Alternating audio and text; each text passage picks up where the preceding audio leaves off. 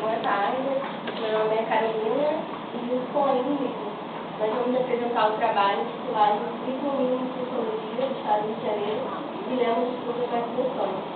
Nós somos graduandos em Ciências Sociais na Universidade Federal Fluminense e bolsistas do projeto Círculo de Nós. Então, os objetivos da pesquisa foi analisar o processo de construção do Currículo Mínimo de Sociologia da Rede Estadual do Rio de Janeiro a partir de uma investigação sobre os valores de preparo.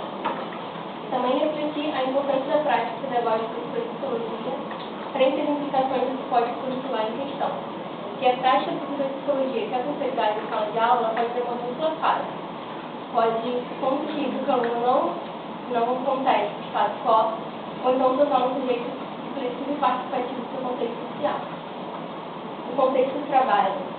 Para realizar essa pesquisa, nós acompanhamos aulas de psicologia no turno da noite no Colégio Estadual Paulo Vidal, que fica localizado no centro da cidade de Niterói, no estado do Rio de Janeiro. Então, quanto à metodologia, os principais eixos teóricos que nortearam a nossa pesquisa e nos ajudaram a abordar as discussões são dos autores expoentes da teoria crítica, como Giraud e Pakistan, e além dessa seleção bibliográfica, também foram realizadas discussões nas reuniões semanais acerca do tema da questão vinculada no grupo de pesquisa, e junto a isso também foi feita uma observação participante junto com a professora de Sociologia da Escola Básica do Estado do Rio de Janeiro. Reflexões do trabalho. A questão que se coloca nesta proposta de pesquisa é compreender o currículo mínimo de sociologia não exclusivamente como uma lista de conteúdos que compõem a estrutura curricular, mas como uma seleção de conteúdos que envolvem relações de poder. Portanto, apresenta-se uma visão sobre o currículo mínimo que não é ingênua nem neutra. Então, a primeira questão do nosso trabalho é sobre a legislação e conjuntura da proposta curricular de psicologia no Estado do Rio de Janeiro. Então, sobre a inclusão de psicologia como disciplina obrigatória de currículo do ensino médio. Essa inclusão, ela tornou obrigatória em junho de 2008, reiterando a importância dessa disciplina para o processo educacional e para a formação dos sujeitos ativos, porque ela permite que eles reflitam e ajam e também eles levam a entender relações como são instituídas na sociedade. Sobre a implantação do currículo mínimo da disciplina do ensino médio pela Secretaria de Estado de Educação do Rio de Janeiro, prescrevendo o padrão mínimo que deve ser ensinado aqui em cada ano de ensino, isso ocorreu em fevereiro de 2011 e foi um ponto referencial para todas as escolas da rede estadual. Na época, Beatriz Pelosi, que era a diretora de pesquisa e orientação curricular da SEDUC, ela disse que o principal objetivo do currículo mínimo era garantir a preparação dos alunos para avaliações externas, como Prova Brasil, CAERJ, e definir resultados que devem ser alcançados. Então, a partir disso, a gente vê como que a criação do currículo mínimo pode ser associada a metas de desempenho, que são os propósitos sociais de educação e o segundo plano. E como que se deu esse processo de construção do currículo mínimo de sociologia, que é uma reformulação que foi construída em 2011 e que ainda está vigente em 2013.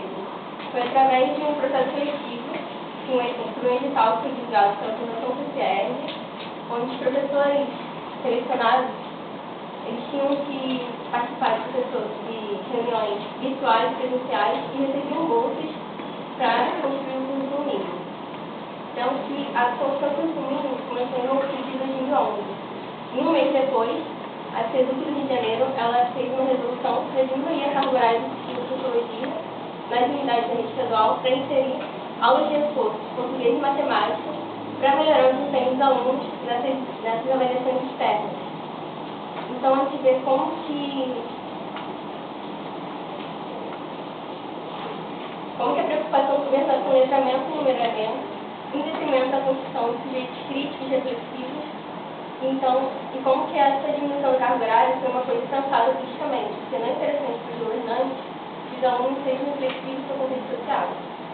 Então, essas ações são voltadas para alcançar bons resultados no desenvolvimento da educação básica, que é o IDEB. Então, a admissão ela não foi exclusivamente em prol da educação, mas sim preocupando-se em aumentar a nota do Estado no IDEB. E o IDEB é um indicador nacional que avalia a qualidade do ensino e nas suas provas norteadoras tem como conteúdo matemática e português. Então, é uma avaliação que não valoriza a diversidade do ensino, que é um aspecto fundamental para o aprendizado significativo.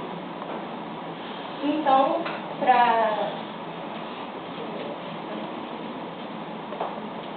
é transparente cobrança do Estado referente à utilização desse currículo mínimo. Então, eles implantaram um mecanismo de controle com prestação regular ao trabalho do professor para o cumprimento de temas de habilidade e competências prescritas no currículo mínimo. E frente a esses aspectos abordados, é possível concluir que não interessa ao Plano do Rio de Janeiro o desenvolvimento intelectual dos alunos, porém nos segmentos menos privilegiados. Então, é necessário refletir sobre o tipo de currículo mínimo que está sendo implantado na educação básica do Rio de Janeiro. O currículo foi construído pensando em 2 campos de aula, que ao longo da sua produção teve a diminuição da carga horária, que não foi debatido com os professores. Então, o que nos leva a pensar que o campo da educação no Estado do Rio de Janeiro não é um espaço de discussão de saberes, mas sim um espaço autoritário que quer privilegiar projetos políticos. A segunda parte do trabalho, reflexões acerca da relação professor-aluno frente à simplificação da proposta curricular, o currículo mínimo se apresenta como ser elitista. Ele não propõe discussões, apenas identifica os assuntos sem problematizá-los.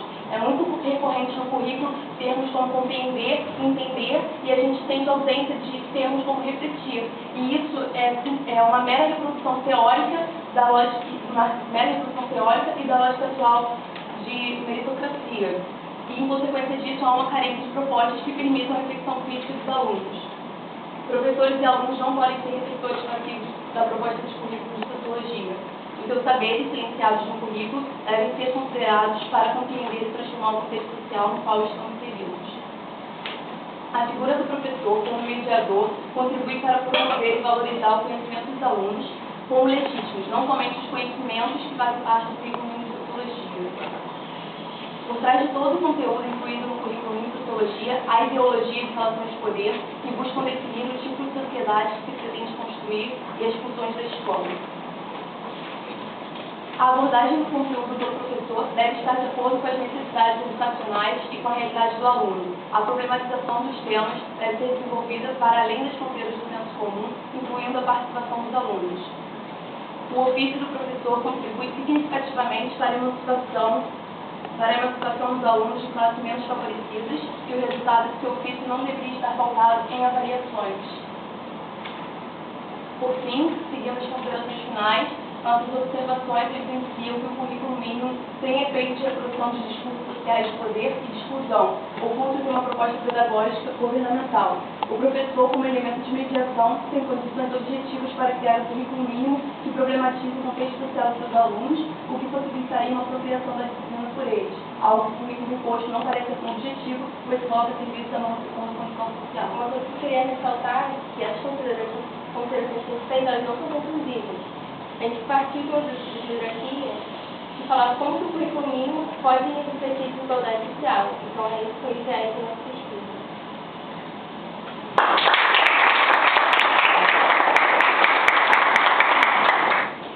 Então, para finalizarmos a rodada de trabalhos, eu convido Franciele Delbeck a apresentar, lecionar Sociologia nas Escolas Estaduais Paulistas,